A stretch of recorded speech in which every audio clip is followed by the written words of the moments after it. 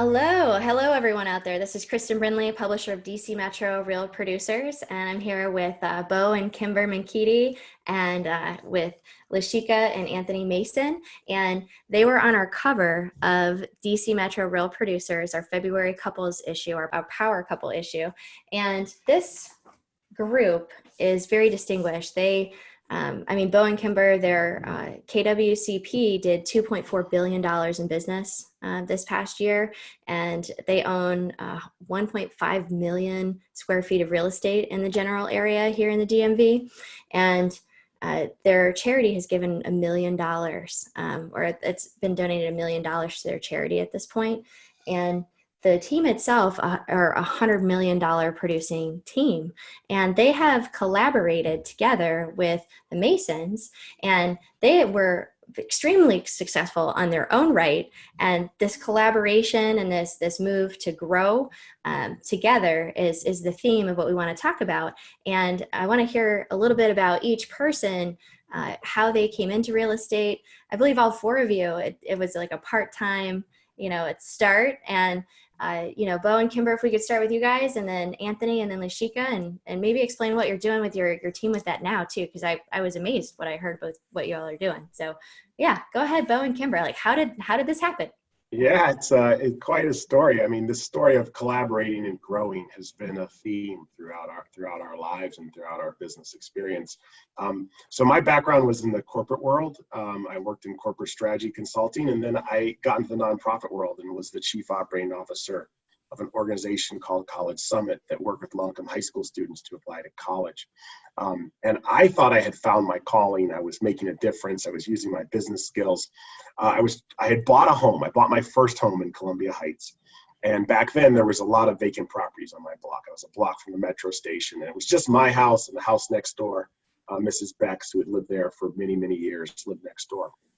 And I came back from one of my trips around the country, thinking I was doing Lord's work. I was amazing.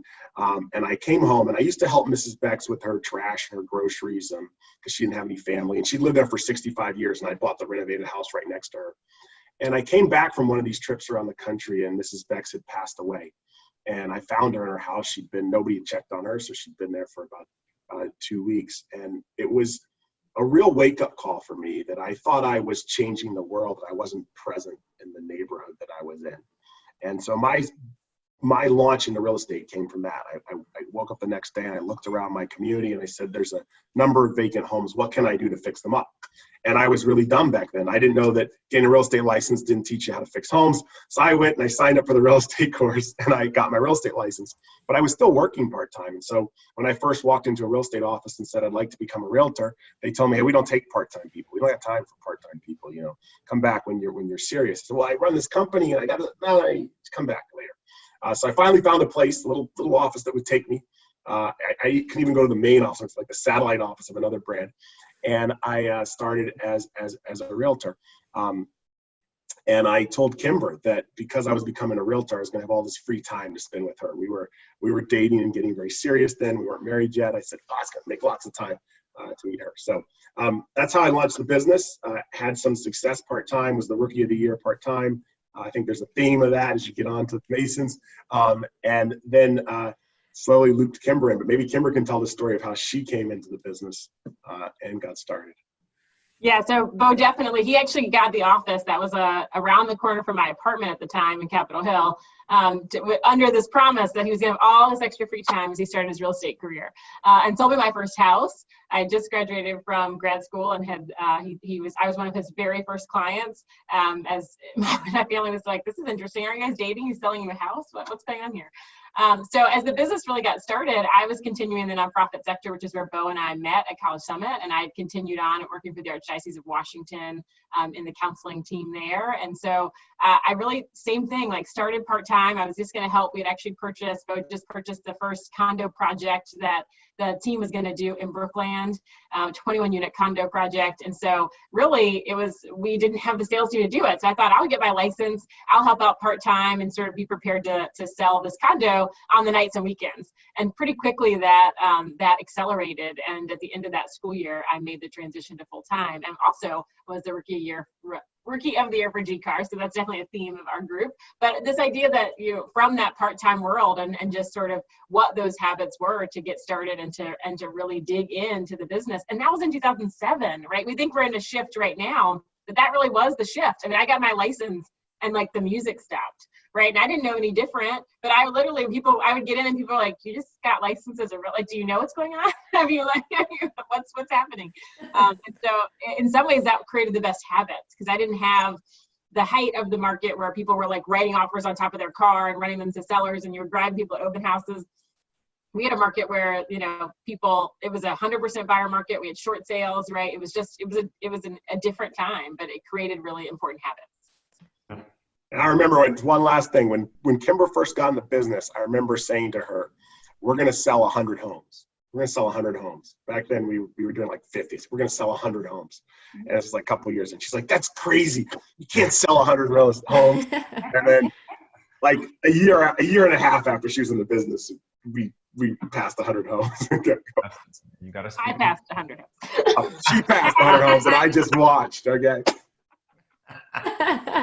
That's beautiful. Yeah. Great job. So for us, the narrative was a little different in terms of getting into I guess we'll start with the beginning piece. So I was in the military for 10 years, a couple of deployments in. Thank you for your service. Absolutely. Thank you. So a couple of deployments into that, I did presidential support specifically. I lived in Italy for a while, then got stationed here at Andrews Air Force Base, where I worked very closely in and off of Air Force One. So did that for a while, and then transitioned to DIA, where I worked for about 8 years on some special projects. So it was in that where, after getting out of the military, I actually deployed more as a civilian than I did as a service member. Mm-hmm. And I was going into my second Afghan deployment, and Lashika at that point was fed up with me leaving her for 6-7 months at a time with the kids. At the time, we just had Chloe, but it was a pivoting point for us, because I came back, I missed all of the baby stuff with Chloe. Came back, she's walking the whole 9 yards. He left when she was 12 months old and came back, she was 18 months Potty old. Trained and walking. So I had missed that entire piece, only to come back, and she really didn't know who I was. So I was getting ready to go back out like 12 months after. And then on my way out, Sheikah was like, well, why are you doing this again? I'm like, look, the job wants me to go. The money's great. We needed the money. Yeah, we had a baby, daycare, a house that we just bought, and we were like, we're broke. We need money. So my dad being in the business, you know, was something I always avoided. Like, my dad, very successful in real estate, but the time that it demanded from him was something I wanted no parts of. So it wasn't until Sheikah was like, hey, like, you're really good at sales. Like, why don't you get into real estate? I'm like, nope, not doing it. Similar to Michael Jordan and his kids, none of them play basketball. So for me, it was just one of those things where I'm like, I don't want to do it. So she's like, look, I signed up for the class. I signed you up for the class. I'm flying Chloe to my mother's for a month, where we worked 5 days a week. And then our real estate class was Saturday, Sunday. So it was no days off for a month and a half. Month in May. And Mother's Day was coming up. She sacrificed seeing Chloe for Mother's Day, but I ended up flying her to Charlotte for the day to go and see her for Mother's Day. But it was just, to me, there was no reason for me not to do it, because she had went through everything she did to get us in. So I was like, all right, cool, let's do it. So as a track athlete, me playing basketball, it became competition. I'm like, cool, you signed us up for this, I'm gonna kick your butt in this class. So she sat next to me, and I had a really good rapport with the teacher. So, you know, I was like the teacher's pet. He was. So I would go in, and, you know, there's another story, there's a whole nother part to it. I won't go into that part because it was actually pretty funny. But we were in the class. She would try to cheat off my paper sometimes. I would cover my paper to where she couldn't see it. And then we would compare test answers, everything. He was just way too competitive. Yeah, so, anyway, long story short. passed, everything was done. We got into real estate. We found out how expensive it was to get into real estate at the beginning. So it was a culture shock, because we were a couple days out from the class finishing, and they're like, oh, hey, by the way, the time in which you're joining, it's going to cost you about $3,000 to get into the business. And I'm looking at Sheikah like, oh my gosh, we don't have $3,000. We don't have $6,000 to get us both in the business. So I was like, look, we'll put it on a credit card. I'll get started. Once I get in, get my feet wet, we'll bring you in. So meanwhile, he already had 3 clients lined up. He had people at his job that wanted to buy, and they were waiting for him to get his license.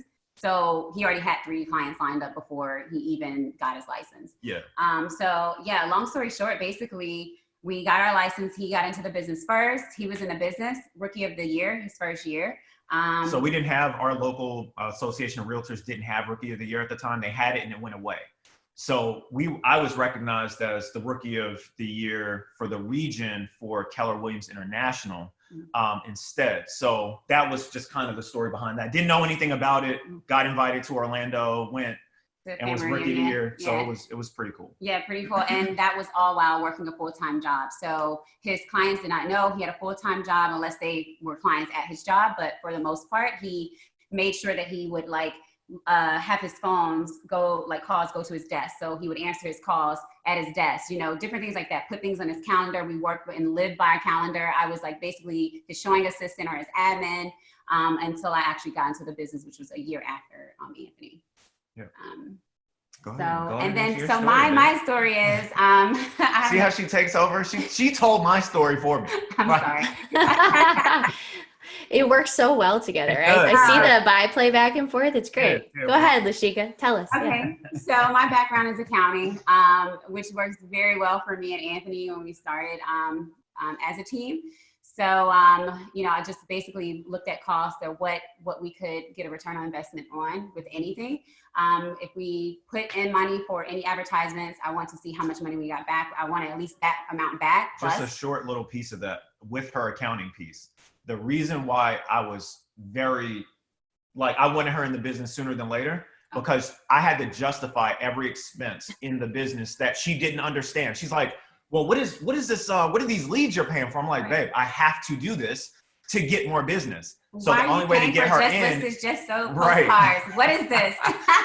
What is this $300 that's going out twice in the same month? And that was one of the bigger reasons because of her accounting hat.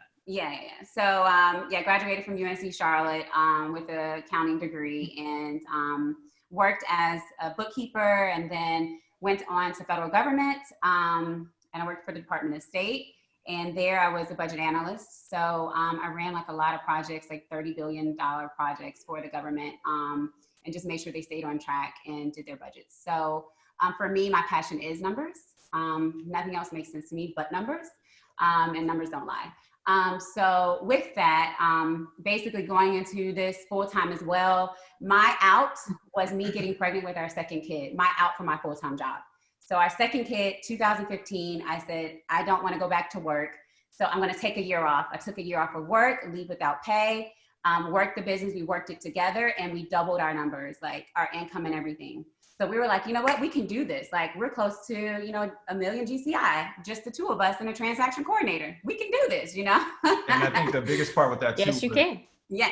It was an opportunity for me as well to actually transition out of my job because while she was home, leave without pay, I had my daddy time, which I think was, they gave me 2 months or something. And then I did leave without pay also. I wasn't paid while I was out because I was like, look, this is an opportunity for us to both stay home. I can focus on you and the kids. Everything can come together because financially we couldn't do that the first time. Mm-hmm. So that was an opportunity for us. And then I had an epiphany when I went back to work and I had a bad day with my supervisor. And then I came home and Googled a letter of resignation and just changed the name and at the top and bottom and signed it. Yeah. So we both resigned. We both worked the business full time, and we were like, okay, we can do this. And so we never went back to work. We just resigned from our federal government positions, and then we've been this since 2015. Yeah, when Kylie was born in 2015, full-time agents. So I love y'all's story. Tell us about Lyft and this program that you've made to help others transition, from part-time to full-time. Lyft is a program that MG Residential started. MG Residential Lyft is a group of agents. Lyft stands for Launching into Full-Time. And so my passion for transitional agents led me to develop this group of agents that they do have a full-time job, but they aspire to be full-time agents.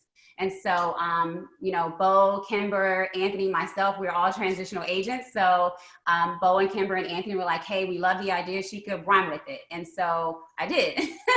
And so we have 4 agents on that team right now. We're looking to do our next round of agents in 2 months. And I just look forward to just helping people launch from having their full-time jobs into a full-time position on a real estate team. Can you elaborate a little bit on the systems themselves that you've put in place to help these people go from part-time to full-time? Like what are you guys doing? It sounds amazing and should have been done already in lots of ways for lots of people. Okay, so each agent on the Lyft team, which is separate from our full-time team. So we're keeping the culture of our full-time agents. So they're separate from the Lyft agents. So the Lyft agents, since they're transitional, we're building the culture. And what we're doing is each agent has, they were started with a passport, an educational passport for training. So they have to check off, and their little passport looks like an actual passport of all the trainings that they do. So they have to do a training a week, every week, and check off on that. And they have to come back to us and just tell us exactly what the training was and give tickers or any ahas to the team. Also, they have an accountability coach. So they meet with their accountability coach 30 minutes once a week. They also do cash talks with their coach as well, accountability coach, just about every day. Also, we have call nights. So every Thursday night, we do everything in the evening. It's kind of like night school because they have a full-time job during the day. So their sales meeting that we have once a week is every Monday evening.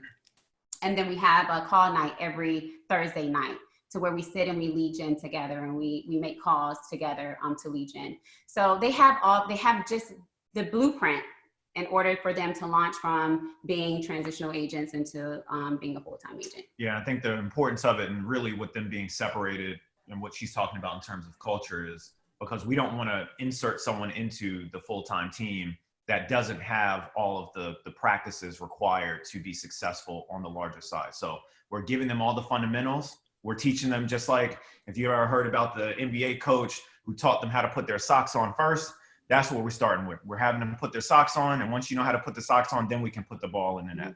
So that's really important to us, is making sure they come in with that culture, because oftentimes, and I've heard from several top producing agents where they talk about the resetting of a team, because the culture gets away from going out hunting and gathering leads to being lead receiving.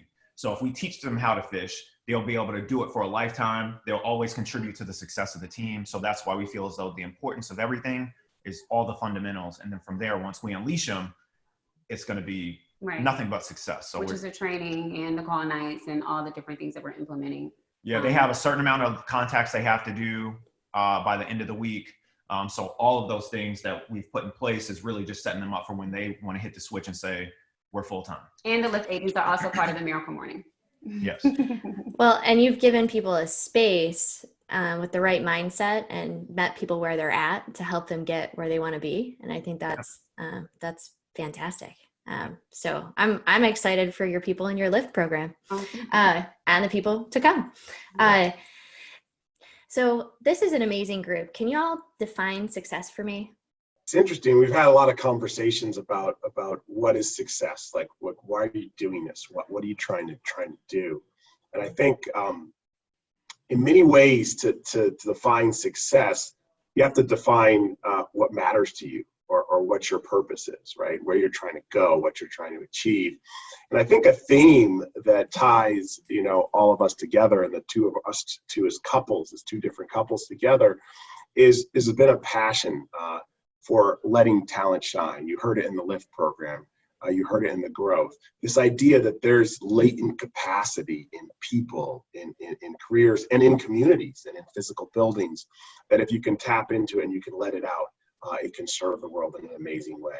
And that's what's behind this mission of transforming lives, careers, and communities through real estate. So then it brings you to the question, how do you do that, right? How do you have success in that? How do you actually let that go forward? And I think that's still a journey. We're still learning. But in my mind, success is the opportunity to continue to learn and to grow, and to have the learning and the growing and the steps that we take, the platform that we build, be able to be a launching pad for those that come behind us, right? This sense that oftentimes in real estate, we're just trying to get success, and we're trying to get it for ourselves. But ultimately, when we think, more about the infinite nature of business and the ongoing nature of what's going on, we are just stepping stones along a path. And the question becomes, how can we create that opportunity for those that are around us? So I wrote a letter to myself when I started the business that I said I was going to open 10 years later. And the letter said, hopefully we'll have achieved these things and you'll have the opportunity that you could leave the business. And then I was like, you could tell my thinking, I was kind of like, dot, dot, dot, dot, dot. But wouldn't it be really fun to do it all over again with all the learning and resources and with other people once you've built the business already? And so to me, this next phase of success for us is about learning how you take what you've learned, how you continue to learn more, and how you have that be a path and a stepping stone for way more talented people like Anthony and Lashika to come along behind, to hop off of that stepping stone and go much further than we ever could have gone in our own lives or by ourselves. So how did, as couples, you all meet each other? So how did you become couples? So like Bo and Kymber, how did you guys meet? Anthony, Lashika, how did you guys meet? And then how did y'all end up coming together to collaborate to, have the team together? So Bo and I actually met as a couple. We were working together, so it's sort of interesting that we still work together today, 20 years later. But that was, Bo was working at College Summit, which is a nonprofit organization that helps low-income high school seniors get access to college. And I was that summer, before I went off to grad school in Pennsylvania, I stopped to spend the summer doing workshops to facilitate for these high school seniors. And so we met there, and then immediately launched into a long distance relationship as I moved to Pennsylvania. And so we spent a lot of time back and forth up and down 95. So as you hear my son asking, really, you lived in Pennsylvania? That's great. So that has been the legacy. It started there, and then we went off on our separate journeys professionally, and here we are in a big life and career together. Awesome. Anthony and I met when I was 14 years old. Anthony was going on 16 years old at an amusement park called Carowinds, and it's on the border of North Carolina and South Carolina. And so I wasn't supposed to have a boyfriend, but he was like, hey, I think you're cute. You're Shayna's sister, right? Here's your, let me give you my number. Call me. And so I ended up calling him like 2 weeks later. And then from there, we've always been like really good friends, and we're married 15 years now. So that's our high school love story. I love you guys' stories. I'm really glad we're talking this. So how did you all end up working together? And I mean, with families, and I mean, you have 4 boys, you guys have a couple kids yourself, like, you guys are all juggling a lot of things. As we saw, like, kids coming up, and it's interesting in this time. So how did you all end up working together? And maybe if there's a couple of tips that you guys have for working as a couple, because this was the couples issue, like, do you guys have some tips for people working together, building a life together at home and at work? So I was like, hey, Kymber, I reached out to Kymber, asked if we can just like go, out to dinner or something. I thought we were going out to eat, but Kymber was like, oh no, how about come to my house? I was like, babe, we're going to your house. The kids just left the pool. Right. She's like, come on over. Bo's going to cook on a grill. I'm like, okay, but should we bring our kids? And she's like, yeah. At the time we had a 7-year-old and a terrific 2-year-old, like very terrific. And so I was like, okay, we'll bring the kids. Are you sure? And she's like, yes, bring the kids. I had 4 boys. What, how bad could two girls be? So I was like, okay, cool. So we come over, we're having a good time. Bo, is cooking on the grill. Food's great. We got bottles of wine, having a good time talking and just learning from Bo and Kymber. And we really appreciate the time that we had at their house. The only thing is, the fun part or the funny part of it is, or embarrassing for me, is our terrific 2-year-old actually peed on Kymber's stool. I was like, I'm so sorry, Kymber. She peed. Kymber's like, it's okay. With other boys, I'm like, this happens. That's amazing. Yeah, I will never forget that. And we really appreciate the time. Like, we learned so much from them during that time. We were talking about building a team, like the Mason team at the time. And we're like, how do we do this? Where do we go? And, Bo and Kymber, they were very instrumental with us building that team. And we never thought that this was going to come about. Like, and Bo in his Yoda-esque type of way was like, so what do you want to do? And at the time, we didn't even pick up it was like, I don't know. We want to build a team. Yeah, and we're thinking about collaborating with some other team, and we're thinking about doing this. And he's like, oh, okay, but never once did I think like, maybe this could be something, us 4 together could be a great partnership. until last year. We went to family reunion, not this past one, but 2019. And people walking across the stage, you hear about production, and then you hear about like some collaborations that had occurred. And at that point, I told Sheikah, I was like, we are walking across that stage, and we have to figure out how we're going to do it, and who do we need to align ourselves with. So we started going through. We're thinking about other like top teams in our brokerage and things like that, and thinking maybe we can all just combine and collaborate and do something great or whatever. And then one day, April 2019, I was like, you know what? Let me call Kymber once again. And so Anthony reached out to Martin Weldon, and I reached out to Kymber, and then we were in the office like within like a couple of days, and we were just like, let's see what this can go, like what's there, and I don't know if Kymber or Bo wants to jump in. Yeah, I think part of it's that there was just that relationship. I think being in a brokerage in the KW space where there's just this culture of sharing, that first, like summer dinner was just a chance for us to connect and learn more and see how we could support their business and they could support our business. And that, I think that those relationships and those partnerships are sort of the sparks that allow for future collaboration. And then once we started to like really talk about it and talk about the goals that we had and the vision that we had and the culture that were really important to us, there was a ton of alignment, right? When you start to think about what we saw for the vision of both the team, but also like other opportunities, because I think with Anthony and Lashika have like their drive for investments and supporting the communities and having a geographic farm. There was just a lot of overlap in how we saw the business and how we saw wealth building for our families and for the people that were in business with us. And so I think that really started to pave the way. And it definitely isn't easy, right? I just talked to somebody the other day and he was like, how's it going? Like, and nothing's easy, right? But none of our businesses are. And so the part of that, it takes work, right? Like one of the things that we've committed to, it's been a little harder in the COVID world, is just that once a month we were going to get together, like we meet weekly, but that we were going to get together and just have fun together, whether that's with our families or we go out to dinner, or just that we actually get to support each other as couples, as people. And Anthony and Lashika have been great mentors for Bo and I for that, right? And they have a long relationship together. And as you see, right, they work really well together. And so it's just, I think that has been one of the dynamics that I've enjoyed most in the partnership, is that we get to support each other on all different facets of our lives. There's this interesting thing, right? And it exists in the partnership of marriage, obviously, in a much deeper way, but it also exists in the partnership between the couples, which is that there's this, it's challenging, and we hash it out, we battle back and forth, we have our moments, and that exercise of being in that kind of relationship, that collaboration, one takes an investment of time. It takes a huge investment over time, and that's challenging. It requires being okay with the ups and downs, the blows to the ego, and the different opinion and the arguments that happen.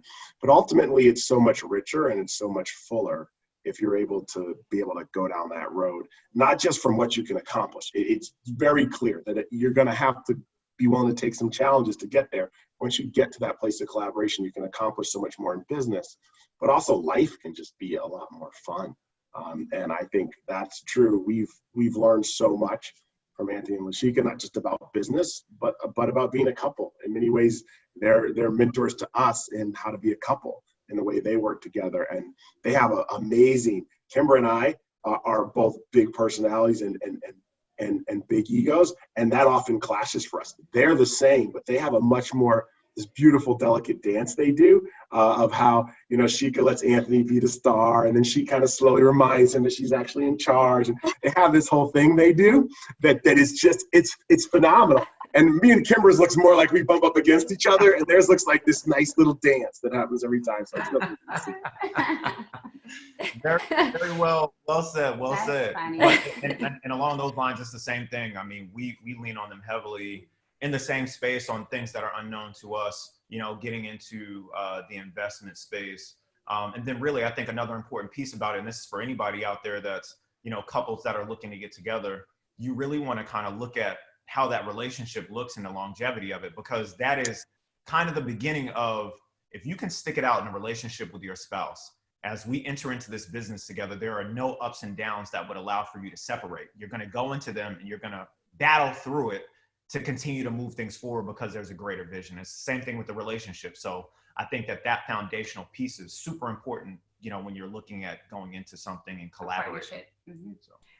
So in this interesting time with COVID-19, what things are you all doing to pivot, shift? Can you give us a little bit of mindset or things that you're doing right now?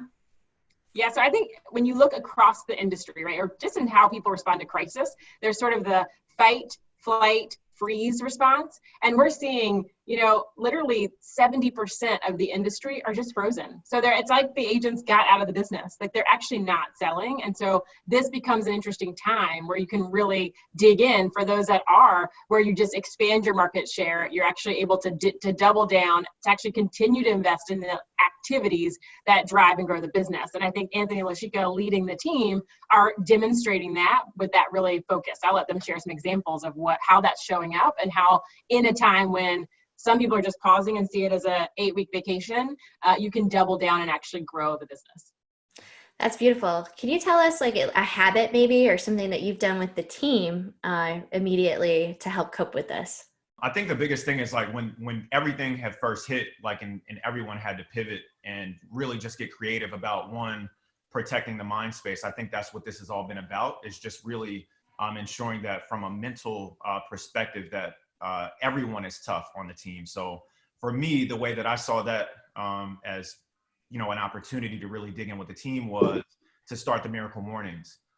For me, I knew that just from military background, the importance of getting up early and how many things can be accomplished before the average day started. So, I was looking through my books that I had on my iPad, came across the Miracle Morning, and I was like, you know what, this would be a great challenge for the team. So our first huddle, when everything got shut down, we said, look, guys, this is what we're going to do. We're going to start meeting every morning at 9:30. Mm-hmm. And the topic just came up because we were just trying to be creative about what we were going to talk about every single day. So I was like, babe, you know what? I'm going to challenge them to this Miracle Morning. So what we did in the Miracle Morning was we went to everyone on the team waking up at 4:30. Mm-hmm. And in that accountability, everyone had to jump in their group me. So we have a group meet for the team. This is how we communicate, through group meet. Yeah, so which was Shika's idea, was to do the group me instead of like a traditional, group text. So we went into the group me. It was like, look, everybody, when you wake up in the morning, because we're not there when you wake up, the only form of accountability we have for early rise was for you to jump into the group me and say good morning. Mm-hmm. So everyone had to jump in and say good morning. Initially, as the kickoff, as a leader, I felt as though the only way for them to do it was for them to see me doing it, and then also for them to see the activities that were going on beyond the 4:30. It's not just a wake up text of 4:30. So I would start putting pictures in of me scribing and doing my journal entry, me working out, doing my 15 miles on the Peloton. I was doing all of those things just to kind of let them know they're not asking us to do this, they're doing it themselves. Mm-hmm. So that was just really the key, because my in basic training, my technical instructor, everything we did, push-ups, running, everything, he was involved in that as well. Mm-hmm. So I felt as though that was the way to really begin to connect. And that actually made us feel more like a family. Mm-hmm. I feel like every morning we wake up and we're in the kitchen together. As a team. Mm-hmm. So that has just really connected us beyond the way that we had been connected just from waking up, going in the office, doing our, Monday meetings, and then seeing each other every now and then. Now we see each other every day, except for Saturday and Sunday, but we see each other Monday through Friday. Our sales teams meeting are every Monday. And right after, we roll right into Money Making Mondays, which is call day. So we have from 12 to 2, we make calls together and lead gen together. So we have so many things that we've implanted that we see our team much more now via Zoom than we have when it was normal times. So yeah. It's pretty cool. And it's just awesome to see, like, everyone, we get to see everyone's kids, our kids come into the cameras. Yeah. I mean, it's just, this has made us feel more like a family than anything in the past. So I'm grateful for that. That's the silver lining in everything that's happening. We have a way better connection with our team. So. Mm-hmm. Yeah. And they've had a record-setting April, so they had more houses under contract. They set the record for the whole year in April. Yeah. So we wrote 21 contracts.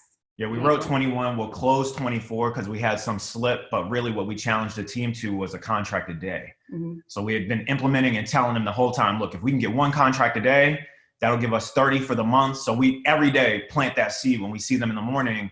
And oddly enough, like I think for 2 weeks, for the first 2 weeks, like we were getting that. And then the weekend was exploding with more contracts. So it's all mindset. This entire thing is mindset. So just planting those seeds, and Bo and Kymber say it every Wednesday, and our all staff planting seeds for the future. That's kind of what that's about, is that we can come out of this with that momentum. And the Miracle Morning was a 66-day challenge for us. We're doing it for 60 plus days to get in that habit to where when we're done with this, people will be waking up at 4:30. They'll be writing in their journals, they'll read, and they'll work out. So we'll have a better team, healthier team, stronger mindsets when it's all over. One of the other things we're doing is immediately upon it happening, I actually had a listing that was to be in person in our farm. And I had to pivot. It was probably one of the more, I'm not fearful of a lot of things when it comes to being in front of people, but that was probably one of them because I was nervous because of the unknown. So I had to get on the phone with this person. It's $1 million listing. This guy's an executive. And as I'm going through everything with him, I'm fumbling because I don't really know how I want to format this to still convey the information. I'm big on energy in listings. I have to sit with you. I have to connect with you in that way. And by doing it through a screen, I felt in my mind as though I was being handicapped by the technology. So just really getting comfortable with everything. Long story short, we ended up getting it. He's not putting his house on the market until after the fact. But going in that, there was a time when I went to family reunion this past year and heard an agent talk about everything they do with listings is done virtually. They don't set eyes on the property in person. And I thought that was insane. I was like, there's no way that they're doing this effectively. And then this literally forced me into it. And we've become really good at it because to date, since we've been in this, I've gone on probably 10 to 15 listing appointments at this time. I mean, the first one was very frustrating for Anthony. He's like, the Zoom won't come up. He doesn't have Zoom. How do I do this? What is the password? And I'm like, calm down. Like, because it was like he was so out of his element. Like he just was like so frantic. I said, and just have him, walk you through the house. Have him pick up the phone and just walk you through the house and show you the rooms. And so we're like putting together a game plan as I'm setting up the Zoom for him and trying to get his client on the phone to help him walk him through how to set it up. But it all worked out just fine. Yeah. And that was his first one. But after that, now he's like rocking and rolling with these things left and right. Yeah. So that was the biggest thing. Again, it just goes back to the mental piece and just being comfortable in it. And everyone knows that this is a time right now where we're all kind of just trying to figure things out. So it's a lot more flexible, and you have sellers that would have never done it this way in the past. And then so I think with both of us being in the business and actually like working in the business as well is helpful. So like we're sharing our experiences with our team. So Anthony, virtual listing appointments, he's sharing like how he does it and, what's worked good for him. And then the team is sharing their experiences. And then for me, I'm on the buy side. So all of my buyer consultations and how I do them and how I share the screen via Zoom and go through the buyer's guide that we have, different things like that, just to show the team that this is possible. People still want to buy. I actually have a showing assistant that goes out and shows virtually if I can't make it out. Or she has 2 clients right now, one in Hawaii, one in California. Both of them are writing contracts, all being done virtually. So it just speaks volumes about how everyone has become very open about the virtual world. Exactly. And so with us, for all of our listings for MG Residential, what we do is we make sure every listing has the actual virtual tour, not pictures that just scroll as a PowerPoint. They actually have a virtual tour where it's an actual videographer walking up to the property and walking you through all segments of the home. So we're just making sure that we're adapting to the times so that we can still get property sold. That's beautiful. And that makes me think about, so first, like mindset and implementation. So mindset, implementation for everything that you're doing. It's just like, okay, we can do this. Let's do it. That brings up some ideas about and thoughts on, national listings, and you don't need to be in person. And that's really interesting. And it sounds like you're doing that. I just told Sheikah, I was like, babe, we can sell real estate anywhere.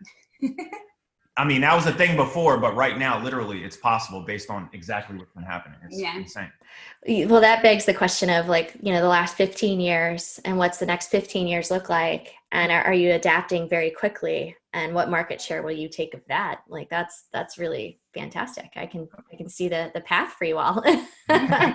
when a crisis happens and something, we've been talking a lot about how it's almost like, a bomb goes off, like something happens, right? And oftentimes in prior things that have happened, hurricanes, floods, 9/11, something happened and then it was over. And we were dealing with the overness. And one of the most challenging things about this crisis is it's not over. It's not like it's happened and it's over. And so if the bomb goes off, then there's all this smoke, and there's this time when the whole world's filled with smoke. That time's longer with this situation, with this health crisis. And so we're sitting in that smoke, and people can either go in the corner and like hide and make sure that they're going to be okay and freeze and be safe, or they can realize that the cheese just moved. It's not coming back. The world's in a total state of change, which is probably the best time ever to recreate yourself, to recreate your business, and to figure out where you're going to go. So in that smoke, we don't have to wait till it's all settled. We don't have to wait till we know everything. We don't have to wait till it's all figured out how the future is going to be. We can start to figure out the things that we do know, the things that we are seeing, and we can start to take action in that time so that when things start to settle down, everyone's coming out of hiding, we're already moving towards the next thing. So you heard it here at Real Producers. Have a good day, everybody.